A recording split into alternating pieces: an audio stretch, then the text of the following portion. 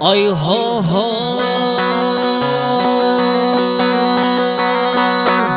oğul başta hassa olsun, sorulmaz halin senin.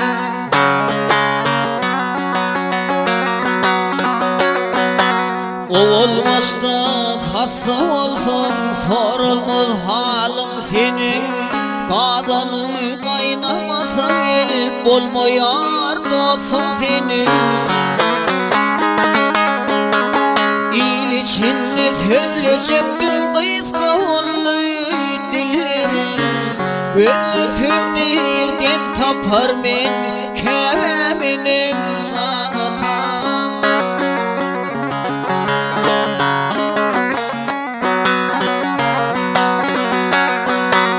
Bu yetimlik uğrasın el var mı çavat yapılır.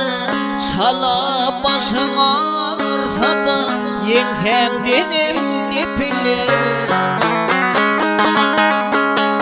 Çanağılar yenge vursun kese alı toplar.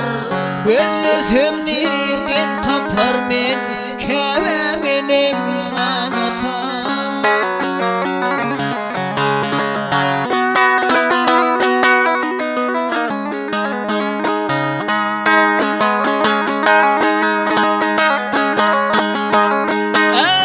Katrasından surat eylevadım, lavazım giydirim.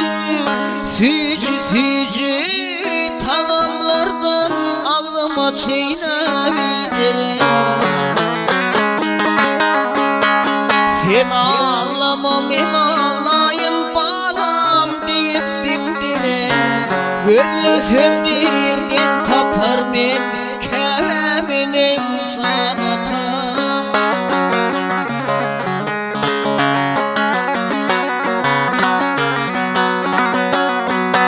Ey oturun cemaatler tevellanı alayın.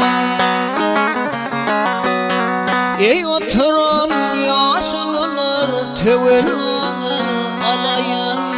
Birazcık ayak çekin ödecimi göreyim.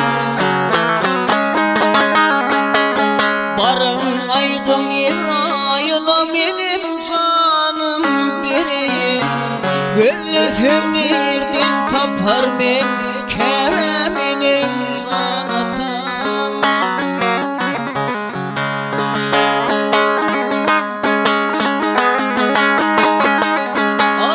Böyle sömnirden tapar men keveminim sanatan.